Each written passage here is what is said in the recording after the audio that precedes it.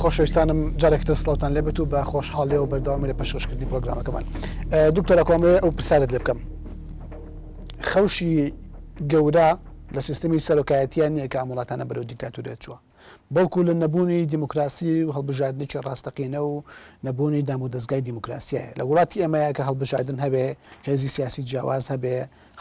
ئالۆگۆری ئاشتیانی دەسەڵات هەبێ بۆ سیستمی سەرۆکایەتی خەتەرە لە کاتێکە لە وڵاتانی تر سەبەبەکە ئەوە نییە کە سیستمی سەرۆکایەتی کێشەی هەبووە. بەڕاستی هەرێمی کورسان ئەمە ناتوانین بڵێن دیموکراسی لە هەرێمی کورسانە هەیە. چۆن ناتوانین دیموکراسی هەرێمی کورسان سیاسی و هەموو ڕۆژنامەوە ڕخنەگەڕێم پێ بێ بۆ دیموکراسی لە هەرێمی کوردستان یا بە شوویەکی گشتی هەرێمی کوردستان لە قۆناغێکی گواستنەوەیە ئینتیقالیایە. دامەزراوە دەستوریەکان یا دامەزراوە سیاسیەکان یا حکومت ئەمانە تا ئێستا بە شێوازێکی تەواوەتی یا بە شێوازە ستاندەرە پرۆفشناڵەکەی کە هەیە نەچەسبیوە. تا ئێستا ئێمە ناتوانین بڵین دەسەڵاتەکان لە هەرێمی کوردستانە لە یەک جیاکراونەتەوە. تا ئێستا ناتوانین باز لەو بکەین کە یاسا بە تەواوەتی سەروەرەوە دەسەڵاتی دادوەری دەسەڵاتێکی سربەخۆتەوە. تا ئێستا ئێمە ناتوانین بڵین کە میدیا لە هەرێمی کوردستانە دەسەڵاتی چوارەمەوە ئەتوانێت ڕقابەیەکی تەواو بکات لەسەر کارەکانی حکوومەت یاخود لەسەر هەست دەسەڵاتێکی تر. ڕاستە لە هەرێمی کوردستان میدیای ئازاد هەیە، بەڵام لە هەمان کاتیشا پێشەلکاری هەیە بەرامبەر بە ڕۆژنامەنووس بەرامبەر بە میدیاکان بارەگاکانە سووتێنرێن. ڕاستە ئەحزابی سیاسی هەیە، بەڵام لە هەمان کاتە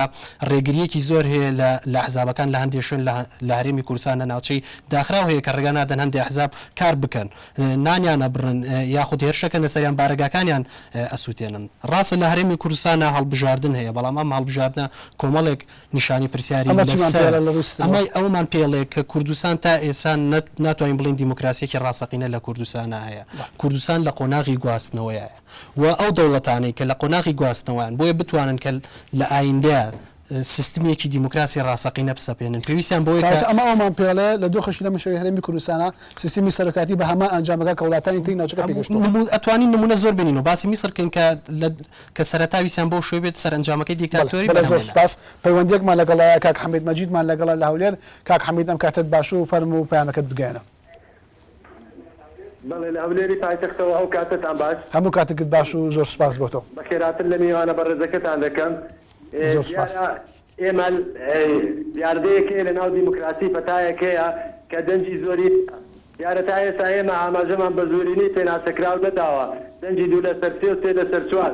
کە ئێمە تا ئێستا دەنجی ئێمە ڕاستەوخۆ نەبووە لە ڕێگەی نوێنەرەکانمانەوە تا ئەندام پەرلەمانەکانمانەوە. ئەوەی کە سەرۆکی هەرێم دەڵێ زۆر بە ڕاشکاری دەڵێ من دەمەوێت دەنگدەری ڕاستەوخۆ بزانم کە ئازادانە بزانم من سەنجی من چەندە، چەند خەڵک دەنگم بۆ دەدا و هەر یاسایەکیش کە بگەڕێتەوە بۆ ناو پەرلەمانی کوردستان کە بە تەوافق ڕازی نەبن ئەویش لە ڕێگەی دەنجی ڕاستەخۆ بزانین کە بخرێتە ڕیفراندۆمەوە هاوڵاتیان دەنجیان هەبێ. ئێمە تا ئێستا دەنگدەری ناڕاستەوخۆین لە ڕێگەی ئەندام پەرلەمانەکانەوە. بەڕاستی دەبوایە ئەندام پەرلەمانەکان ئەو مەسەلانەیان بۆ دیموکراتیزەکردن و فدرالیزمکردنی کوردستان بۆ خەڵکی کوردستان ڕوون بکردایەتەوە. تا ئێستا ئێمە بەڵێ سوپاس بۆ پەیوەندەکەت. کاک ئاسۆ ئەمەوێت ئەو پرسیارت لێ بکەم. ئەکۆ پێمان دەڵێت دکتۆر ئەکۆ پێمان دەڵێت لە کوردستانە دیموکراسی نییە لەبەرەوەی دادگا سەربەخۆ نییە، لەبەرەوەی دەسەڵاتی چوارهەمی میدیایی دروست نەبووە، لەبەرەوەی دیموکراسی لاوازە دیموکراسی لاوازە یا وەکو پێویست نەچۆتە پێشەوە. لەناو دۆخێکی هەلومەرجێکی لە مشەوەی کوردستانە سەرۆکێکە لەلایەن گەلەوە هەڵببژێرێ بەو دەسەڵاتانەوە مەترسیەکی گەورەیە. ڕای بەڕێست کاکە ئومێد بەڵێ کاکە ئومێد دکتۆر ئاکۆ وای نەگوت. بەڵێ دکتۆر ئاکۆ گوتی ئێمە لە قۆناغی ئینتیقالی داین. بەڵێ باسی لە کۆمەڵێک شت کرد، زۆر ڕاست دەکات. هێشتان موئەسەساتەکانی ئێمە لە حاڵەتی دامەزراندندان لە حاڵەتی تەکاملدان پێویستیان بە مشت و ماڵکردن و پێداچوونەوە و ڕێک و پێکردن هەیە. ئەمە 20 ساڵ بەڵام باس لە سەربەخۆ نەبوونی دادگا و باس لە نەبوونی دەسەڵاتی چوارەمەکە ئەمە ناکرێت بە شێوەیەکی مطلق بە شێوەیەکی دکتۆر ئاکۆ بە شێوەیەکی مطلق باسی نەکرد. ئەو زۆر ڕاست دەکات تەعەدودیەتی سیاسی هەیە، نزیکەی 42 حزبی سیاسی لە هەرێمی کوردستاندا کاری خۆیانەکەن. کۆمەڵێک دام و دەستگای میدیایی هەن کە هەندێکیان بە قەولی ئێوە پێیان دەوترێ میدیای ئەهلی میدیای ئازاد هەروەها هەڵبژاردننی ناوبەناو هەیە لە ناو پەرلەمانی کوردستاندا معارەزەیەکی بەهێز هەیە ناکرێ بوترێ دادگاکان بە شێوەیەکی مطلق با بڵێن بێلایەن نین ئەمە بەڕاستی بەو شێوەیە نییە ڕاستە پێشێلکاریش هەیە لێرە لەوێ بەڵام ئەمە خەسڵەتی هەر قۆناغێکی ئینتیقالیە ئەمە پێویستی بە تێکۆشان و خەباتی و هەول و تەقەلای سەرجەم حزب و هێزە لایەنە سیاسەکان و دامەزراوەکانی کۆمەڵگەی مەدەنی هەیە کە پێویستە بە یەکەوە کار بکەن بۆ ئەوەی بتوانین ئەم قۆناغات بەڵێ کاک ئەسۆ زۆر سوپاس پەیوەندێکمە لەگەڵایە کاک بەڕێز هەڵشۆ کامیلمان لەگەڵا لە کەرکووک ئەم کاتت باش و فەرموو ئەم کاتەی جەناب سوپان بۆ کارمەدانی NRT زۆر سوپاس بۆ جەنابەت کام دیموکراتەکە پات دیموکرات بانگەشەی بۆ دەکاتەوەیە کە من سەرۆکی هەرێم بم برازاکەم سەرۆکی حکوومەت بێ کوڕەکەم سەرۆکی ئەنجومەنی ئاسایش بێ ئێتر هەرچی خۆم دۆست و کەسوکارم هەر تەنها کورد بن و کەسێک تر کورد نەبن و کەس بۆی نییە پارتی دیموکرات بێت و کەس نییە لە هەندا پەرلەمانەکان لێکۆڵینەوە بکات پشت ژمارە تایبەتەکان ئۆتۆمۆبیلەکانی سەرۆکی هەرێم یەکەندان پەرلەمان بۆی نەبێت هەتا کوێستە بڵێ سەرۆکی هەرێم تۆ مچەکە چەنە بۆ مەرسومە ئەقلیمەکانت بەدامەزراندن چی هەڵەبژێرن و حتاکو لە حیزبەکانی تر پشکتان چەنە بۆ ئەوەی دیموکراتیەکی باش بەدی بکرێ هەم بەدامەزراندن و هەم لە خانە نشینکردن نەک بە پەیدادن کار دیموکراتیت بۆ کەرکووک کە پات دیموکرات بەدیهێناوە لە دامەزرانی گەنجان لە دابینکردنێکی ژانی شەڕ زۆر سپاس بۆ پەیوەندەکەت کاکەڵچۆ زۆر سپاس دکتۆراکۆ یەکێک لەو بەڵگانەی کە ئەهێنرێتەوە بۆ سیستمی سەرۆکایەتی لە هەرێمی کوردستان ئەویش ئەوەیە کە هەلومەرجی ئێستای کوردستان لە ڕۆی مەسەلەی نەتەوایەتی و چارەسەر نەبوونی کێشەی نەتەوایەتیەوە پێویستی بە سەرۆکێکی بە کۆمەڵێک دەسەڵاتی بەهێزەوە ئەم سەرۆکە کە خاوە فەرماندەی هێزە چەکدارەکان بێەوە توانە و دەسەڵاتێکی پێویستی هەبێت لە کوردستان بۆ ئەوەی بتوانێت لە هەموو ئەو ڕوبەڕووبوونانەوەی لەگەڵ شۆفێنێتی عەرەب و لەگەڵ شۆفێنێتی تورک و فارس و ناوچەکە و هاوکێشە سیاسیەکانەیە کورد و مەسەل نەتەوایەتەکەی کورد بە ئاکان بگەێنێ و بیپارێزێ ئەم ئەرگۆمنتە ئەم بەڵگەی لای تۆ چۆن دەکرێتەوە من پێم وایە ئەمە تەواو پێچوانی واقع لە ئەزمموی گەلان سلماندویانە کە ئەو گەلانی کە کێشەی نەتەوایەتیان هەیە لە ناو خۆیانە هەتا زیاتر دەسەڵاتەکان دابەش بوو بێ و هەتا سیستمەکە سیستمێکی پەرلەمانی بێ بۆ مەفهومەی کە دەسەڵاتی جێبەجێکردن کە سەرۆکوەزیرانە یاخود ئەگەر سەرۆکێکیشی هەبێت لە ژێر کۆنتترۆل و چاودێری پەرلەمانە بن زیاتر توانیویانە مافە نەتەوایەتەکانیان بەدەستبێنن زیاتر توانیانە سەرکەوتوو بن بە مەفهومێکی تر ئەو وڵاتانی کە دیموکراسیەکی ڕاستەقینەیە لە ناو خۆیانە و ڕێزی ئۆپۆزیۆنە گیرێ وات چاودێریکی وردی حکوومەت و کارەکانی ئەکرێت زیاتر ئەتوانن مافە نەتەوایەتەکانیان بێنەتی بۆ نمونە وڵاتی وەکو ئیسرائیل باباسکەین کە سیستمەکەی سیستمێکی پەرلەمانیە لەوەتی لە 48 دروست بووە ئەم دەوڵەتە زۆر جار چۆتە حاڵەتی جەنگەوە بەردەوام لە حاڵەتی تاریئا بووە هێرش کراوەتە سەری بەڵام بە بەردەوامی توانوێتی ڕوبەڕووی ئەمانە بێت ڕاستە فاکتەری دەرەکی هەیە بەڵام یەکێک لە فاکتەرە سەرچیەکانی ئەوەی کە وای کردووە ئیسرائیل بتوانێت خۆی ڕابگرێت ئەوەیە کە سیستمێکی پەرلەمانی هەیە و ڕێگا نەدراوە بە هیچ شێوەیەک سەرۆکوەزیران یاخود سەرۆکی وڵاتە دەسەڵاتێکی ڕاهی هەبێ و خۆی بە تەنها پرسە سیاسیەکان بگرێتە دەستی بۆ ئێمە لە هەرێمی کوردستانە پێویستمان بەوە هەیە کە زیاتر دەسەڵاتەکان چاودێری بکرێت کە ئێمە باز لە سەرۆکایەتی هەرێمەکەین پێویستە سەرۆکی هەرێم ڕەمز و نیشانەیەک بێت بۆ هەموو هێزولایەنەکان یعنی ئێمە با نەڵێن ئێمە دژی ئەوەین کە سەرۆکی هەرێمە با سەرۆکی هەرێمە بێ بەڵام سەرۆکی هەرێم ڕەمزێک بێ بۆ کۆکردنەوەی لایەنەکان لە زۆر سپاس بەڕێز ئەنوەر عەبدوڵڵامان لەگەڵ لە سلێمانی کاک ئەنوەر ئەم کاتت باش و فەرموو پەیامەکەت بگەێنە هەموو کاتێکە باش وڵی عفو زۆر بەخراتنیە بەڕێزانە دەکەم زۆر سپاس پرسیارێکم هەیە ئایا تا لەوەیە لە کاگاسوێ ئایا ئەڵێن لایانی ئۆپۆزیسیۆن و لایانی حکوومەت هەماهنگ بن بۆ چارەسەرکردنی کێشەکان ئەگەر ئێمە سەیری حەوپاکێشەکەی لایانی گۆڕان بکەین سەیرەکەین ئەو حەوپاکێشە زۆجەیەکی دروست کرد وای کرد کە شتەکە لە ئەسەر ئاسی هەرێمی کوردستانە بە شتێکی زۆر خراپ وەربگیرە دوایە بوو باجەکەیشی هەر لایانی حزبی دەسەڵات دای شتێکی ناخۆش بوو یاکەوە بوو لایانی خۆپشاندانیشی گرتەوە پرسیارێکی من لێرە ئەوەیە کە ئایا حکوومەتی هەرێم کە ئەڵێن حکوومەتی هەرێم زیاتر حزبی دەسەڵات ئەگرێتەوە تا چ ڕادەیەک پابند بۆ بۆ داواکارانەی کە حزبی ئۆپۆزیسیۆن پێشکەشێکا لە پەرلەمان و دابەزێتە خوارە بۆ حکوومەت پرسیارەکەم لەوە بوو. زۆر سپاس. زۆر سپاس بۆ جەنابەت. کاک ئاسۆ پێشتر کاکەڵچۆ پرسیارێکی کرد ئەوەی سەبارەت بە دابەشکردنی دەسەڵاتەکان لە هەرێمی کوردستان لە بینی کەسا نزیکەکانی خێزانێک یاخود حیزبێکی دیاریکراوە. ئەم پرسیارە من بەم شێوەیە بۆ جەنابەتی سیاغاکەمەوە ئەویش ئەوەیە کە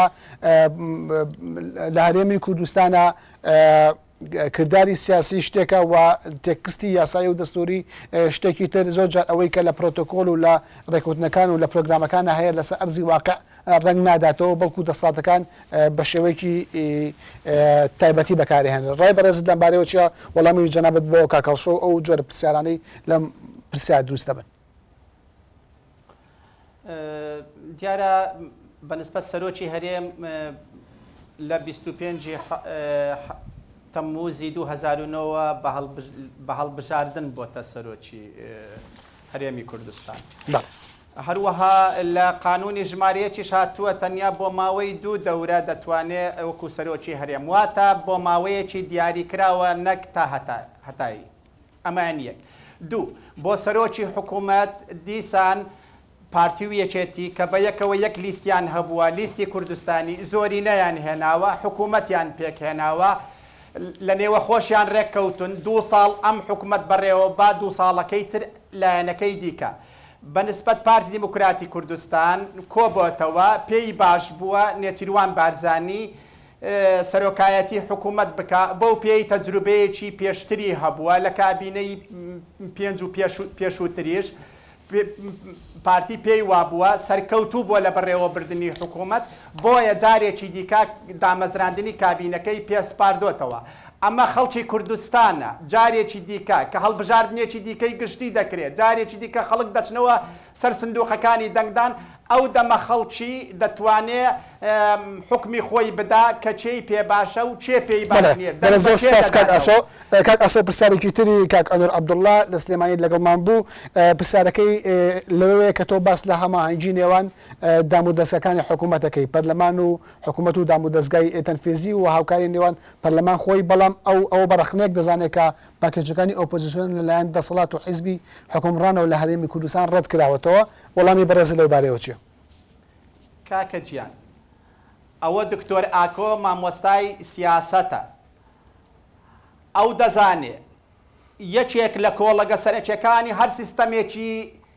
پەرلەمانی ئەویش ئەوەیە دەبێ هاوسەنجی لە نێوان پەرلەمان و دەسەڵاتی جێبەجێکردن هەبێ دەبێ هاریکاری هەبێ دەبێ چاودێری یەکتر بکەن ئەوە من نیم ئەوە خۆی ئەوە خاسیەتێکی سەرەکی سیستەمی پەرلەمانیە کۆمەڵێک ئەم شتە باسم کردن لە کۆمەڵێک مەزاهردا ڕنگ دەدەنەوە. ئەمە یەک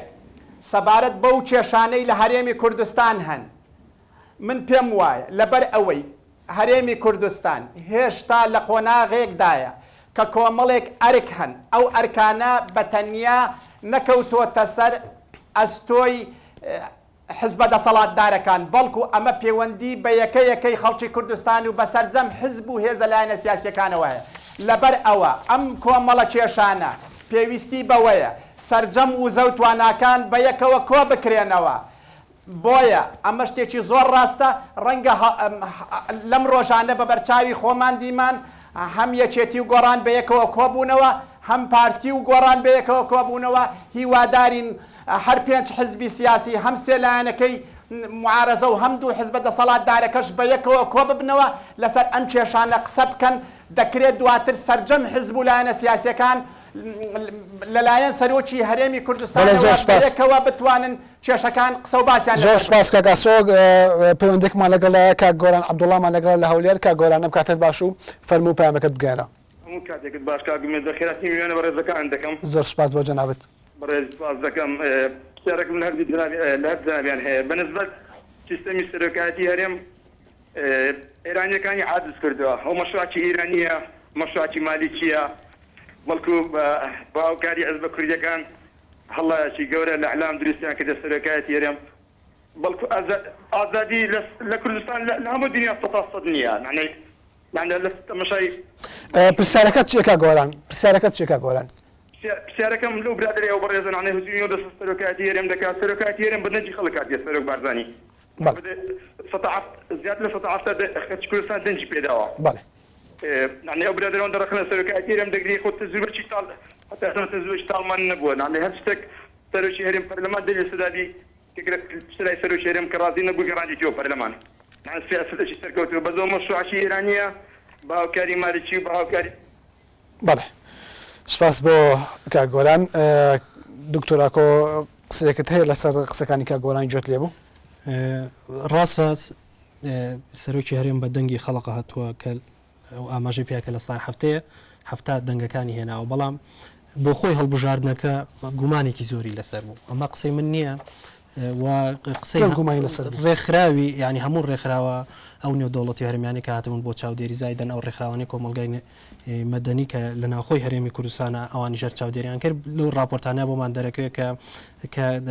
خەلەلێکی زۆر هەبووە لە تەزویرکردنی دەنگەکان و پێش ئەوەش لەو شێوازانەی کە دەسەڵات کە بەکاریان هێناوە چێ بۆ ترساندن بۆ تەرغیب هی خەڵق بۆ دەنگدانەکە کراوە ئەمە من ئەڵم قسەی من نییە ئەو بگەڕێرەوە بۆ ئەو راپۆرتە نێودەوڵەتیان هەمووی باز لەوەکەن کە خوڕقاتی گەورە هەبووە لە هەڵبژاردن لە هەرێمی کوردستانە هەر بەڵگەیەکی تر بۆەوەی کە ئەو دەنگانە گزارش لە دەنگی ڕاستەقینە ناکەن هەر لە گۆڤاری لڤین بەڵگەیەکی خودی مەکتەبی ڕێخستنی پارتی بڵاو کردبووە کە باز لەوەکە کە ڕێژەی ئەندامەکان یا ڕێژەی دەنگەکانی لە چاوی کە هاتووە جیاوازن ئەمەش بەڵگەیەکی ترە لەسەرەوەی کە تەزویرێک کراوە لەو هەڵبژاردنە من ئەوی کە گرنگە بەلامەوە کە ئەو کە زۆر جار ئەم شتاوەترێت باواز لەوش بێنین کە بڵین ئەم هەڵبژاردنە نەزیح نەبووە کە ئەم دەنگێکی ڕاستەقینە نییە ئەوەیە کە سەرۆکی هەرێم کە خەڵق ببوورە دەمە پرسیارێکت لێ بکەم بەڕای تۆ تەزویرکردن لە دەنگەکانە بەتایبەت سەرۆکاتی هەرێمی هەڵبژاردنی سەرۆکی هەرێمی کوردستان ئەو پێگە بەهێزەی سەرۆکی هەرێم لە ئێستای هاوکێشەی سیاسی هەرێمی کوردستان و حکومڕانی کوردیە خاڵی ئەکاتەوە پێمان ئەڵێ ئەم پێگە بەهێزە لە ڕێگەیەکی مەشروع ئەو بەدەست نهاتوە بێگومان ئەمە نیشانێکی پرسیارە لەسەر دیموکراسی هەرێمی کوردستان و لەسەر شێوازی هەڵبژاردن کە بەردەوام ئەمە یەکێکە لەو ئیشکالێتانی کە واشی کردووە کە نەبوونێکی متمانە دروست بێت لە نێوان خەڵق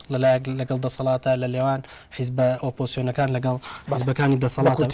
ویسم باسی ئەو لە سایە هەفتەیە بکەم کە باسەکرێ ئەگەر ئێمە دەنگەکانی پارتی وەربگرین لە هەر سێ پارێزگاکەیە نزیکەی لە 136 یا زیاتر یا چەندین نەگەکات واتە سەرۆکی هەرێم بەشێکی پارتی دەنگی پێداوە بەشەکەی تر خەڵکی هەرێمی کوردستان دەنگی پێداوە بۆیە زەرورە سەرۆکی هەرێم گزارش لە هەموو خەڵکی کوردستان بکات لە هەموو حیزبەکان بە ئۆپۆزیسیۆنیشەوە بە گۆڕانەوە بێگرتووە بەڵام ببوور با فکرەکە تاوکەم بەڵام ئێمە زۆر جار بینیمان کە سەرۆکی هەرێم وەکو هەندێک جار وەکو هەندێک سەرۆکی حیزبی پارتی دەرکەوت ینی جیازی کەوتۆ ینی لە کاتی قەیرانەکانە کە دروست بوو لە کاتی ڕووداوەکانی حەڤەی شوباتە کە بووە لایەنی ناوبژیوانی ببینایە بەڵام بینیمان لایەنی حیزبەکەی خۆی و هاوپەیمانەکەی گرکەیەکێتی لە کاتی مەسەلەی سەدنەوە متمانە لە مالیکیە وەکو حیزبی سەرۆکی پارتی دەرکەوت نەگوەکو حیزبێکی سەرۆکی هەرێم کە تەنانەت هاوپەیمانی وەک خۆی بۆچی لە ڕێبەرەبوونەوەی مالیکیاوە دەرکەوت لەبەرەوەی پرسی بە هاوپەیمانەکەی خۆی نەکرد ینی بەسیترین نمونە لەسەرەوە یەکێتی کە هاوپەیمانی استراتیژی پارتیە سێرەکەی لە زۆر ڕاوێژی پێ نەکرا تا لایەنانە بەڵێ زۆر سپاس دو پەیوەندیمان لەگەڵ لە کاک شاڵاو محمود دەستێمانی کاک شاڵاو ئەم کاتت باش و فەرموو پەیوەندی بکە زۆر سپاس من وڵامە بەریژانم یەکەم کاتێک دەستوری میسر بناوێت کۆمەڵێک پەرلەمانتار و خەڵکی ڕۆشنبیری و کاتەری مستر پێشنیاریان کە دەستوری میسر دەستورێکی پەرلەمانی بێت بەڵام جەمال عەبدولناسر بە بیانیوی خەڵکی میسر خەڵکێکی وشیاری ئەمەی سەرنجام وەکو بینیمان میسر بەرەو دیکتاتۆریە دەڕۆیشت ئایا مەترسی ئەوە ناکە هەرێمی کوردستانیش بە هەمان شێوە بە دیکتاتۆریە دەڕات ئەمە خاڵی یەکەمیان دوو بەلامەوەسی لە بۆچیتان لە هەموو هێزولایەنەکان ئەوڕۆ تەنها پارتی دیموکراتی کوردستان دژی ئەوەیە ڕۆژی لەسوور کردو هەرێمی کوردستان ئایا پارتی دیموکراتی کوردستان پێی وایە بۆ هەتاسێت بەڕێز مەسعود بارزانیا کەسێکی پارتی دیموکراتی کوردستان سەرکردنی کوردستان بێت و کەسێکی دیکە مەجاالەکان لە ئاینجەلاتی بێتە پێشەوە کە بەتێک لەو کەسی لێتە پێشەفامان بەفڵاتانێکی ئێستا سپاس بۆ پەیوەندەکەت بێ بە کەسێک دیکتاتۆر ئەمە ساڵێکی تر ئەلوم بەڵێ فەرموو بەردەوام ئەمە خاڵێکی تر دوای ئەوە باشە باشتر وانە لە زیاتی ئەوەی سەرۆکی هەرێمی کوردستان تەنهای بە دەنگی لە ئەنگران بەڵێ زۆر سپاس بۆ کاک شاڵا و سپاس بۆ پەیوەندەکەت کاک ئاسۆ ئەمە ئەوت لێ بپرسم ئایا سەرۆکاتی هەرێمی کوردستان لە ماوەی ڕابردوودا لەو پۆستەدا وەکو بەرپرسی و وەکو سەرۆکی پارتی دموکراتی کوردستان کاری کردو یا وەکو سەرۆکی هەرێمی کوردستان؟ بە بڕوای من سەرۆکی هەرێمی کوردستان وەکو سەرۆکی هەرێمی کوردستان کاری کردووە. بۆ ئەو پرسانەی کە لێرەدا وروژێنران جەنابی سەرۆک بارزانی بۆ چەندین جار پرس و ڕای بە حزب و هێز و لایەنە سیاسیەکان کردووە، ڕاوێژی لەگەڵدا کردوون بەر لەوەی هەر قسەیەک بکە، هەر ئاخافتنێکیان هەر تەسریحێکی دابێ یان هەر هەنگاوێکی نابێتەوە. ئەم قسەی کاک ئاکۆ زۆر ڕاستە، بە تەنیا پارتیەکان دەنجیان بە سەرۆک بارزانی نەدا، بە تەنیا لیستی کوردستانیش نا، چونکە ژمارەی دەنگەکانی سەرۆک بارزانی لە لیستی کوردستانیش زۆرتر بوو، بەڵکو کۆمەڵێک ئەحزاب و لایەنی دیکەی سیاسی هەروەها خەڵکی دیکەی مستەقل دەنجیان بە سەرۆک بارزانیدا. سەرۆک بارزانی کۆمەڵێک کێشەی تایبەتی نییە لەگەڵ حکوومەتی ئیتیحادی، لەگەڵ شەخصی مالیکی. ئێمە با کەمێک لەسەرە خۆ قسە بکەین، ئایا مادەی 140 کە پەیوەندی بە ناوچە کێشە لەسەرەکانەوە هەیە، جێبەجێکردنی ئەو مادەیە تەنیا پەیوەندی بە سەرۆک بارزانیەوە هەیە؟ ئایا بودجەی هەرێمی کوردستان کە پێویستە 170 بێ بۆ ساڵی 2012 110.7 نارد، ڕەنگە ئەمە کەمتریش بێتەوە. ئایا کاتی بەرنامەکەمان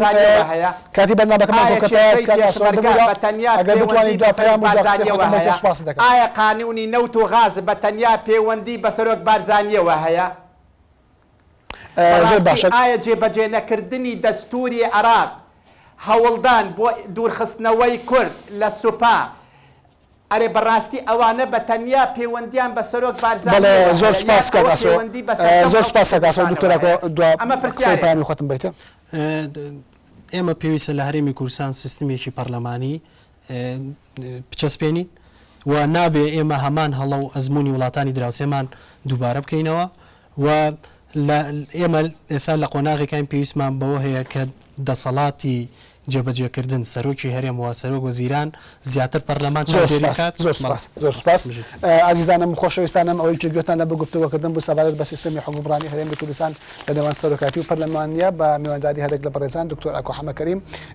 مامۆستای زانکۆ و بەڕێز ئاسۆ کەریم ئەندامی پەرلەمانی کوردستان کە لە شاری هەولێرەوە لەگەڵمان بوو. سپاس بۆ هەردوو میوانی بەڕێز کە میوانی پرۆگرامەکەی ئێمە بوون. سپاس بۆ هەموو ئەوڕانەی بەشداریان کرد و سپاس بۆ ئێوەی ئازیزیش کە تام کاتی خۆتان بە ئێمە بەخشی و بینەری پرۆگرامەکەمان بوون، بە ئومێدی سوودگاندن بە هەموو لایەک و کاتێکی خۆش تا پرۆگرامێکی دیکە. زۆر سپاس دکتۆر، زۆر سپاس.